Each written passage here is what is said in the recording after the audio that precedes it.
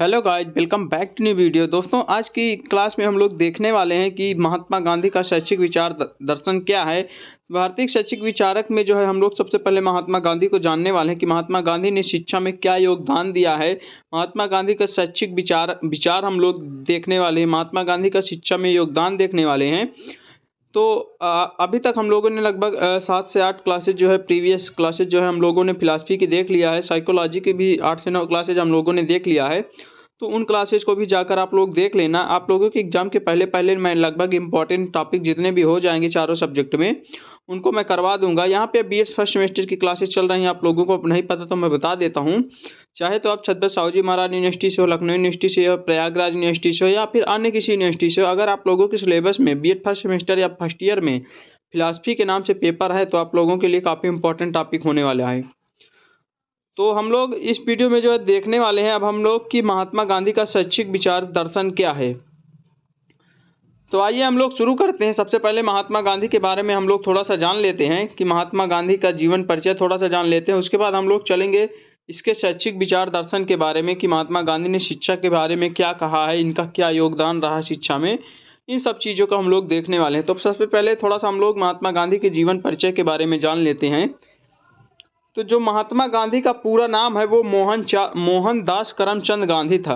यानी महात्मा गांधी का पूरा नाम जो है मोहनदास करमचंद गांधी था। इनका जो जन्म है वो 2 अक्टूबर 1869 को काठियावाड़ की एक छोटी सी रियासत पोरबंदर में हुआ था। इनके पिता का नाम जो है करमचंद गांधी जो कि राजकोट के दीवान थे। इनके पिता जो है करमचंद गांधी थे जो है राजकोट में एक दीवान के रूप में कार्यरत थे। इनकी माता जो है अत्यंत धार्मिक प्रवृत्ति की महिला थी। माता जी जो है अत्यंत धार्मिक टाइप की महिला थी। माता के धार्मिक विचारों का महात्मा गांधी पर अधिक प्रभाव पड़ा। यहाँ पे अधिक है। जो महात्मा गांधी के माता जी हैं वो जो है बहुत धार्मिक थी, तो उन्हीं के धार्मिक विचारों का जो है महात्मा गांधी पर जो है बहुत अधिक प्रभाव पड़ा है। 13 वर्ष की आयु में गांधी जी का विवाह कस्तूरबा से हो गया है। जब महात्मा गांधी जो है 13 वर्ष के थे तो उनका विवाह जो है कस्तूरबा गांधी से हो गया था।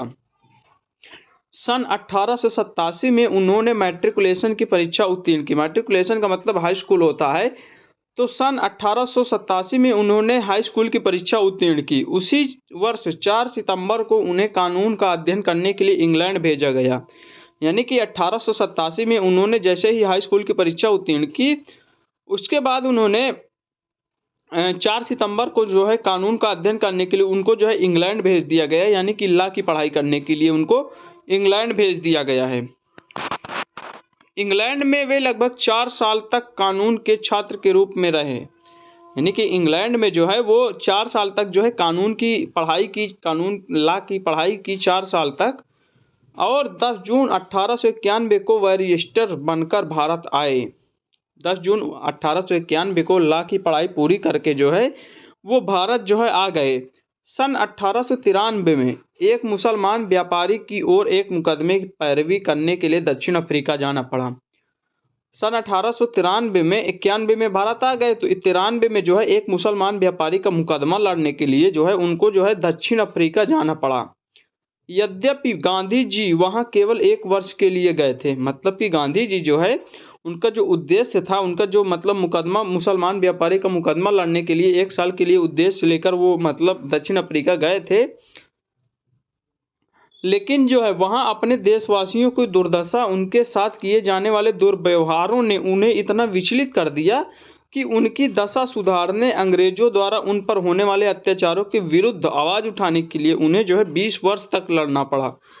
मतलब कि 1 वर्ष के लिए उन्होंने 1 वर्ष के लिए उनको भेजा गया था व्यापारी का मुकदमा लड़ने के लिए। लेकिन वहाँ पे उन्होंने देखा कि जो वहाँ के मतलब इंडियन लोग हैं जो भी वहाँ रहते हैं दक्षिण अफ्रीका में, उनके साथ जो है अत्यंत दुर्व्यवहार किया जा रहा है, उनको मारा पीटा जा रहा है, बहुत सारे भेदभाव किए जा रहे हैं। तो इन सब स्थितियों को महात्मा गांधी ने देखा तो उनको जो है 20 वर्ष तक वहीं पे रहना पड़ गया है। उनकी मतलब अंग्रेजों की विरुद्ध जो है आवाज़ उठाने के लिए, उनके अत्याचारों से बचाने के लिए उनको 20 वर्ष तक जो है दक्षिण अफ्रीका पर रहना पड़ा। इस अवधि में उन्हें गुलामी के कष्टों और वर्ग भेद के जुल्मों का कटु अनुभव हुआ। इन 20 वर्ष में दक्षिण अफ्रीका में जब भी महात्मा गांधी रहे हैं तो इनके 20 वर्ष की समय अवधि में महात्मा गांधी जी को जो है गुलामी के कष्टों का बहुत ज़्यादा अनुभव हो गया। वर्ग में किस प्रकार के जुल्म, वर्ग भेदभाव, जाति भेदभाव होता है, सारे चीज़ों का जो है बहुत अच्छे से उनको जो है मालूम पड़ गया, उनको अध्ययन हो गया, अनुभव हो गया। उन्हें जो है दक्षिण अफ्रीका में रहकर स्वतंत्रता का मूल्य मालूम हुआ। यानी कि जब वो दक्षिण अफ्रीका में 20 साल तक रहे तो उनको जो है स्वतंत्रता का मूल्य जो है बहुत बारीकी से उसका अध्ययन मिला, उसका अनुभव मिला, और वहीं भारत को स्वतंत्र कराने का दृढ़ निश्चय कर लिया। वहीं जब दक्षिण अफ्रीका में ही महात्मा गांधी थे तो वहीं पर उन्होंने दृढ़ संकल्प ले लिया कि अब जो है मुझे जो है भारत को आज़ाद करवाना ही करवाना है। इस उद्देश्य की पूर्ति के लिए उन्होंने अहिंसा रूपी आध्यात्मिक अस्त्र को अपनाया। यानी कि स्वतंत्रता के लिए उन्होंने अहिंसा रूपी आध्यात्मिक अस्त्र को अपनाना शुरू कर दिया और जीवन भर इसी अस्त्र के सहारे बुराइयों और अत्याचारों के विरुद्ध से लड़ते रहे। आगे चलते हैं हम लोग कि सन 1914 में स्वास्थ्य बिगड़ जाने के कारण वो भारत वापस आ गए। 1914 ईस्वी में उनका स्वास्थ्य जो है दक्षिण अफ्रीका में स्वास्थ्य ठीक ना होने के कारण वो भारत वापस लौट आए और 1915 में वे भारत के राजनीतिक क्षेत्र में कूद पड़े। यानी 1915 में जो है भारत के राजनीतिक क्षेत्र में जो है वो कूद पड़े और ब्रिटिश शासन का विरोध करने लगे। सन 1917 में उन्होंने साबरमती आश्रम की स्थापना की। 1917 में उन्होंने गांधी जी ने जो है साबरमती आश्रम की स्थापना कर दी थी और इस आश्रम का उद्देश्य हरिजन उद्धार, ग्रामोद्योग तथा अन्य सामाजिक सुधार, रचनात्मक कार्य करना था। 1917 में साबरमती आश्रम की स्थापना की। साबरमती आश्रम का जो मुख्य उद्देश्य उन्होंने रखा था कि हरिजन का उद्धार करना, यानी कि जो पिछड़े मतलब कि अनुसूचित जातियां वगैरह हैं, जो मतलब कि बहुत गरीब हैं, उनको जो है उनका उद्धार करने के लिए ग्रामों में उद्योगों को बढ़ाने के लिए तथा अन्य सामाजिक सुधार तथा रचनात्मक कार्य करने के लिए 1917 में जो है उन्होंने साबरमती आश्रम की स्थापना की थी। सन 1921 में उन्होंने राष्ट्रीय शिक्षा योजना के संबंध में विचार प्रस्तुत किए। 1921 में जो है गांधी जी ने राष्ट्रीय शिक्षा योजना के संबंध में अपना मत दिया, अपना विचार दिया। सन 1930 में कांग्रेस ने पूर्ण स्वतंत्रता का प्रस्ताव पास किया। 1930 ईस्वी में कांग्रेस ने जो है पूर्ण स्वतंत्रता का प्रस्ताव पास किया और स्वतंत्रता प्राप्ति के लिए गांधी जी ने असहयोग आंदोलन प्रारंभ कर दिया। यह आंदोलन काफ़ी उग्र हो गया और ब्रिटिश सरकार को गांधी जी के साथ समझौता करना पड़ा। यह समझौता जो है 6 मार्च 1931 को, जिसे हम लोग गांधी इरविन समझौता के नाम से भी जानते हैं, तो 6 मार्च 1931 को गांधी इरविन समझौता के नाम से प्रसिद्ध हुआ। इस समझौते के बावजूद अंग्रेजों ने अपनी दमनात्मक नीति को नहीं छोड़ा, जिसके परिणाम स्वरूप सन 1942 में भारत छोड़ो आंदोलन की आग उठ गई। मतलब कि 6 मार्च गांधी इरविन समझौते के बाद मतलब कि जब फिर भी मतलब इसके बावजूद भी अंग्रेजों ने जो है अपना रोल जो है नहीं छोड़ा। उन्होंने वैसे ही प्रीवियस पहले ही की तरह वो मतलब व्यवहार करते रहे, भारतीयों के साथ भेदभाव करते रहे। उसी के कारण मतलब कि उसी को देखते हुए फिर गांधी जी ने 1942 में भारत छोड़ो आंदोलन जो है स्टार्ट कर दिया। देश में क्रांति शुरू हो गई। जैसे ही 1942 में भारत छोड़ो आंदोलन शुरू हुआ तो देश में क्रांति सी उठ गई अचानक से।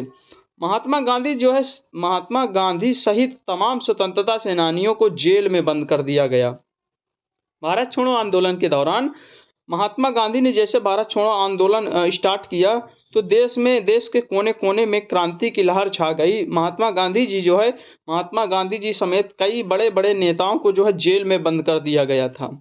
धीरे धीरे परिस्थितियों में कुछ सुधार आया। सन 1944 में सभी को जेल से मुक्त कर दिया गया।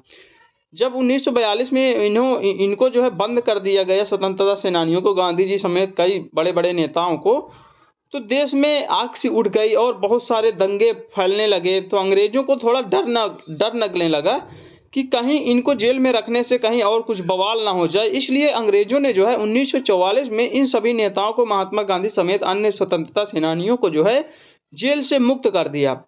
15 अगस्त 1947 के दिन भारत को पूर्ण स्वतंत्रता मिल गई। अंत में जाकर 15 अगस्त 1947 को भारत जो है पूर्ण रूप से अंग्रेजों की बेड़ियों से मुक्त होकर एक स्वतंत्र राष्ट्र बन गया। स्वतंत्रता के साथ ही देश का विभाजन हो गया। जैसे ही भारत स्वतंत्र हुआ 15 अगस्त 1947 को, वैसे ही देश में का विभाजन होना शुरू हो गया। हिंदुस्तान पाकिस्तान मतलब भारत और पाकिस्तान नाम से दो राष्ट्र बनने की आग से उठ गई। सांप्रदायिक झगड़े उठ गए। इन झगड़ों को शांत करने के लिए महात्मा गांधी ने अपनी जान की बाजी लगा दी। उन सांप्रदायिक नीति में असंतुष्ट होकर एक संकीर्ण मन वाले युवक, मतलब कि यहाँ पे सांप्रदायिक झगड़े उत्पन्न हो गए। इंडिया पाकिस्तान मतलब कि अलग अलग डिवाइड होने के लिए मतलब बहुत सारे दंगे मोहम्मद अली जिन्ना ने मांग रखी। जैसे ही भारत आज़ाद हुआ तो मोहम्मद अली जिन्ना ने ये कहा कि हमको जो है एक अलग राष्ट्र चाहिए पाकिस्तान के नाम से। तो उसी को मतलब रखते हुए महात्मा गांधी जो है ये नहीं चाहते थे कि मतलब भारत से अलग होकर पाकिस्तान एक अलग राष्ट्र बने। फिर भी जो है इसी को मतलब इसी इंडिया और पाकिस्तान के झगड़े के कारण जो है, जैसे ही उन्होंने महात्मा गांधी ने अंत में जाकर कह दिया कि भारत और पाकिस्तान अलग हो जाएगा और पाकिस्तान को एक नया राष्ट्र बनने का जो है मौका दिया जाएगा, तो नाथूराम गोडसे ने शुक्रवार के दिन 30 जनवरी 1948 को उन्हें गोली का शिकार बना लिया। यानी कि 30 जनवरी 1948 को नाथूराम गोडसे ने जो है महात्मा गांधी की जो है हत्या कर दी, यानी गोली मारकर उनका जो है अंत कर दिया। उसी क्षण जो है विश्व की महान विभूति तथा मानवता एवं स्वतंत्रता का अमर पुजारी हमारे बीच नहीं रहा। 30 जनवरी 1948 को जो है महात्मा गांधी जी का जो है निधन हो गया। 2 अक्टूबर 1869 को जन्म हुआ था और 30 जनवरी 1948 की मृत्यु हो गई थी। अब आगे हम लोग चलते हैं गांधी जी का जो जीवन दर्शन हम लोग देखते हैं। तो अभी हम लोगों ने देखा गांधी जी के जीवन परिचय के बारे में कि कब जन्म हुआ, कब मृत्यु हुई, क्या क्या उनके लाइफ में क्या क्या हुआ, क्या क्या नहीं हुआ, पूरी लाइफ में क्या, कहाँ गए कहाँ नहीं गए, उसके बारे में हम लोगों ने शॉर्ट में देख लिया उनका जीवन परिचय के बारे में। अब हम लोग महात्मा गांधी का जीवन दर्शन देख लेते हैं। गांधी जी जो है आदर्शवादी और प्रयोजनवादी दोनों ही थे। गांधी जी तो वो आदर्शवाद को भी मानते थे, प्रयोजनवाद दोनों को मानते थे। उनकी धर्म में बहुत आस्था थी, धर्म में वो बहुत ज़्यादा विश्वास करते थे। वे जो है भगवान, आत्मा, मानवीय एवं सामाजिक मूल्यों तथा समानताओं, भाईचारे, मानवतावाद पर जो है बहुत ज़्यादा विश्वास करते थे। यानी कि गांधी जी जो है भगवान पर बहुत ज़्यादा विश्वास करते थे, आत्मा, परमात्मा, मानवीय गुणों पर जो है, भाईचारे पर, मानवतावादी पर बहुत ज़्यादा विश्वास करते थे। वे जो है चरित्र निर्माण, सहयोग, एकता, सादगी, उच्च विचार, सत्य, प्रेम, राष्ट्रीय उत्थान पर निरंतर बल देते थे। आगे हम लोग चलते हैं कि उनके दर्शन में 4 प्रमुख स्तंभ बताए गए हैं। महात्मा गांधी जी के जो दर्शन है, शिक्षा का दर्शन है, उसमें जो है 4 प्रमुख स्तंभ थे। पहला है सत्य, यानी सर्वोच्च मानव मूल्यों का मनसा वाचा कर्मणा पालन करना। अहिंसा, दूसरा नंबर है अहिंसा, सत्य, अहिंसा, निर्भयता और सत्याग्रह। ये 4 स्तंभ बताए गए हैं शिक्षा दर्शन। महात्मा गांधी के शिक्षा दर्शन में 4 स्तंभ बताए गए हैं, सत्य, अहिंसा, निर्भरता और सत्याग्रह। सत्य क्या होता है? सर्वोच्च मानव मूल्य मानसा वाचा कर्मणा का पालन करना। अहिंसा क्या होता है? हिंसा का सहारा न लेना। निर्भयता का मतलब होता है दमन के विरुद्ध आवाज उठाना। सत्याग्रह, सत्य का दृढ़ता पूर्वक पालन करके अहिंसात्मक ढंग से अपनी मांग को पूरा करवाना। ये जो है 4 स्तंभ महात्मा गांधी के बताए गए हैं। अब हम लोग देख लेते हैं महात्मा गांधी जी का जो शिक्षा दर्शन है वो क्या है। अभी तक हम लोगों ने देखा महात्मा गांधी के जीवन परिचय देखा, जीवन दर्शन देख लिया। अब हम लोग देख लेते हैं गांधी जी का शिक्षा दर्शन क्या है। तो गांधी जी ने संपूर्ण शिक्षा का केंद्र नीति शास्त्र व मूल्यों को माना है। गांधी जी जो थे वो संपूर्ण शिक्षा का जो केंद्र मानते थे वो नीति शास्त्र और मूल्यों को माना था। उनका विश्वास था कि शिक्षा मनुष्य का विकास करके उसके चरित्र का निर्माण करती है। जो शिक्षा है वो मनुष्य का विकास करके उसके चरित्र का, भविष्य का निर्माण करती है। यह दोनों ही मनुष्य का ईश्वरीय ज्ञान और आत्मबोध की ओर उन्मुख करने में सहयोग करती है। यानी शिक्षा जो है मनुष्य के ईश्वरीय ज्ञान व आत्मबोध की ओर उन्मुख करने में जो है बहुत अधिक सहयोग प्रदान करती है। शिक्षा का कार्य मनुष्य की आत्मा का परिमार्जन या फिर शुद्धिकरण करना है, गांधी जी कहते हैं। गांधी जी ने शिक्षा का अर्थ बताते हुए कहा है कि गांधी जी ने जो शिक्षा के बारे में बताया है, या गांधी जी के अनुसार शिक्षा की जो परिभाषा है वो शिक्षा से तात्पर्य बालक और मनुष्य के शरीर मन आत्मा का सर्वोत्कृष्ट एवं सर्वांगीण विकास से है। यानी कि यहाँ पे कहीं कहीं पे आप लोगों से पूछ लेता कि महात्मा गांधी के अनुसार शिक्षा की परिभाषा बताइए। तो महात्मा गांधी जी ने जो शिक्षा की परिभाषा दिया है वो यही परिभाषा है कि शिक्षा से मेरा तात्पर्य बालक और मनुष्य के शरीर मन आत्मा का सर्वोत्कृष्ट और सर्वांगीण विकास से है। ये जो है महात्मा गांधी के अनुसार शिक्षा की परिभाषा है। शिक्षा जो है शारीरिक, मानसिक, सामाजिक, नैतिक, चारित्रिक, आर्थिक, आध्यात्मिक शक्तियों एवं योग्यताओं का सर्वांगीण विकास करती है। गांधी जी ने शिक्षा की प्रक्रिया में चरित्र निर्माण के उद्देश्य को सर्वोच्च शिखर रखा है। उनका मानना था कि यदि शिक्षा की प्रक्रिया हमारे अंतःकरण को शुद्ध नहीं बनाती तो हमारे लिए व्यर्थ ही है। गांधी जी ने वर्तमान में विद्यमान पाठ्य पुस्तकों की भी भूमिका जो है भरपूर आलोचना की है। उनका मानना था कि यह पाठ्य पुस्तकें छात्रों के आसपास वातावरण का ज्ञान देने में असमर्थ हैं। वास्तव में पाठ्य पुस्तकें एक ऐसा भार है जो छात्रों को दम घोटने के लिए पर्याप्त है। इस पाठ्य पुस्तकों को नष्ट कर देना चाहिए और उनके स्थान पर सहज पाठ्य पुस्तकों का निर्माण करना चाहिए जो छात्रों को आसपास के जीवन के सक्रिय भागीदारी के लिए प्रेरित कर सके। गांधी जी ने जो है शिक्षण पद्धतियों को मनोवैज्ञानिक आधार पर सृजित करने की कल्पना की है। गांधी जी जो है शिक्षा के प्रारंभिक स्तर पर वह मानते हैं कि बालकों के अंदर अनुकरण प्रवृत्तियों की प्रबलता होती है।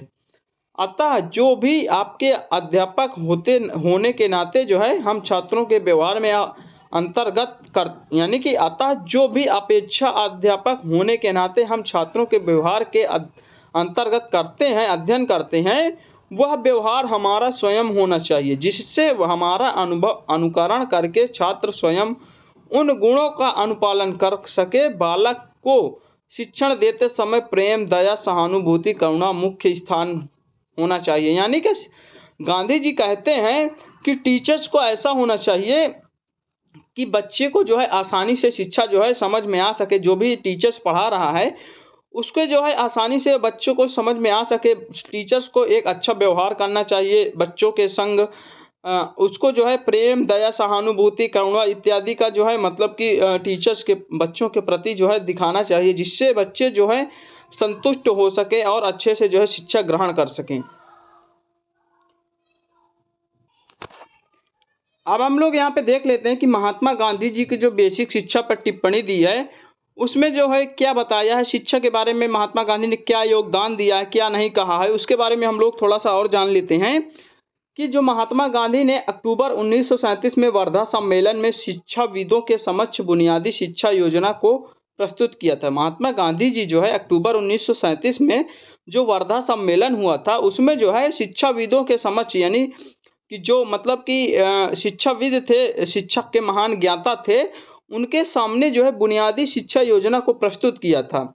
इसे वर्धा योजना के नाम से भी जाना जाता है। कुछ शिक्षाविद इसे जो है बेसिक शिक्षा योजना भी की संज्ञा दी है। यानी कि इस मतलब 1937 में वर्धा सम्मेलन में उन्होंने मतलब कि अपने समक्ष बुनियादी शिक्षा का योजना की प्रस्तुति की। इस योजना को वर्धा योजना के नाम से जाना जाता है। कुछ शिक्षाविद, कुछ विद्वान जो है इसे जो है बेसिक शिक्षा योजना की संज्ञा भी दिया है। गांधी जी ने इस शिक्षा का अधिकार एक बेसिक क्राफ्ट को रखा है और उनका उद्देश्य था कि शिक्षा का कार्य केवल मानसिक प्रशिक्षण देना ही नहीं बल्कि उनका आधार जो है हाथ व ज्ञानेंद्रियों के माध्यम से शिक्षा प्रारंभ करके उनके मानसिक स्तर तक पहुंचाना है और साथ ही मानव के हृदय व उनकी आत्मा का उन्नयन करना है। गांधी जी ने है बुनियादी शिक्षा योजना के 5 आधारभूत सिद्धांत बताए हैं। पहला नंबर है इसमें कि शिक्षा को 7 वर्ष से 14 वर्ष तक के बालक बालिकाओं को निःशुल्क बनाए जाएं जिससे धनी व निर्धन बच्चों के वर्गों के बच्चों को जो है समान रूप से शिक्षा प्रदान की जाए। यानी कि जो गांधी जी का जो 5 आधारभूत सिद्धांत थे या फिर 5 शिक्षा के उद्देश्य थे उनके बारे में हम लोग जान लेते हैं। कि पहला जो था कि गांधी जी ने कहा था या चाहते थे कि जो 7 वर्ष से 14 वर्ष तक के बच्चे हैं उनको निःशुल्क और अनिवार्य शिक्षा प्रदान की जाए जिससे जो है गरीब वर्ग, निर्धन वर्ग के बच्चों को जो है समान रूप से शिक्षा प्राप्त हो सके। दूसरा था कि विद्यालय में दी जाने वाली शिक्षा का मुख्य केंद्र हस्त कौशल बनाना चाहिए जिसमें सभी शिक्षित व्यक्तियों के अंदर उत्पादक कौशल को उत्पन्न करने विकसित किया जा सके। यानी कि विद्यालय में जो दी जाने वाली शिक्षा का जो मुख्य केंद्र है वो हस्त कौशल को बनाना चाहिए, जिससे जो है शिक्षा व्यक्तियों के अंदर उत्पादक कौशल को उत्पन्न करे और विकसित करे। अगला है कि बुनियादी शिक्षा स्वावलंबन के सिद्धांत पर आधारित है। जो बुनियादी शिक्षा है वो स्वावलंबन के सिद्धांत पर आधारित है। इस शिक्षा के द्वारा छात्रों में विभिन्न प्रकार का सामान बनवाया जाता है, जिसमें बेचकर धनोपार्जन और विद्यालय की आय में वृद्धि होती है। यानी कि बुनियादी शिक्षा से क्या तात्पर्य है कि मतलब कि ऐसी शिक्षा जो है कि विद्यालय में मतलब ऐसी चीज़ों को बनवाना चाहिए, हैंडमेड चीज़ों को बनवाना चाहिए, जिससे जो है उसको बेचकर भी हम लोग मतलब कि उससे जो है आय प्राप्त कर सकें और हम लोग अपना स्वयं का खर्च चला सकें और विद्यालय की आय में जो है वृद्धि कर सकें। अगला नंबर है, गांधी जी ने इस विचार पर बहुत ही बल दिया कि शिक्षा का माध्यम मातृभाषा होनी चाहिए। ये बहुत इंपॉर्टेंट है कि गांधी जी ने जो मतलब कि कहा है, बार बार कह रहे थे कि जो शिक्षा का माध्यम होना चाहिए वो मातृभाषा होनी चाहिए। जिस भाषा में, जिस क्षेत्र में, जैसे कोई भी क्षेत्र में बच्चा रह रहा तो उस क्षेत्र की लैंग्वेज में उसे को ज्ञान प्राप्त कराना चाहिए, उसकी मातृभाषा में ही उसे ज्ञान प्राप्त करना चाहिए। अगर हिंदी का विद्यार्थी है, हिंदी मीडियम, तो उसे हिंदी मीडियम में ही पढ़ाना चाहिए। इंग्लिश मीडियम है तो इंग्लिश मीडियम में ही पढ़ाना चाहिए। इस पर जो है गांधी जी ने बहुत अधिक ध्यान दिया है। अगला नंबर है हमारा, लास्ट है, जो कि गांधी जी जो है बुनियादी शिक्षा के द्वारा आदर्श नागरिकों का निर्माण करना चाहते थे। बुनियादी शिक्षा के माध्यम से गांधी जी जो है आदर्श शिक्षा का निर्माण करना चाहते थे, जिनमें व्यक्तिगत गरिमा व क्षमता हो, जो सबके साथ मिलजुल कर कार्य कर सके। तो ये रहा जो है गांधी जी से संबंधित जो है सारे डाउट हम लोगों ने क्लियर कर लिया। गांधी जी का सबसे पहले जीवन परिचय देखा, फिर जीवन दर्शन देखा, शिक्षा में उनका योगदान देखा। ये सारी चीज़ें जितने भी इम्पोर्टेंट हो सकते हैं गांधी जी से रिलेटेड, सारा चीज़ हम लोगों ने इस वीडियो में कवर कर लिया। अगर आप लोग इतना तैयार कर लेते हो तो आप लोगों को बहुत ही मतलब हेल्प मिलने वाली है। आप लोग एक दो बार अगर वीडियो देख लोगे तो आप लोगों को लगभग याद हो जाएगा। तो कैसी लगी वीडियो? अगर वीडियो अच्छी लगी तो वीडियो को लाइक करें, कमेंट करें, शेयर करें। अगर चैनल को अभी तक सब्सक्राइब नहीं किया है तो आप प्लीज़ चैनल को सब्सक्राइब जरूर कर लें। डेली की वीडियो आप लोग देखते रहें। अगली क्लास में हम लोग नेक्स्ट टॉपिक कवर करने वाले हैं। तो thank for watching this video.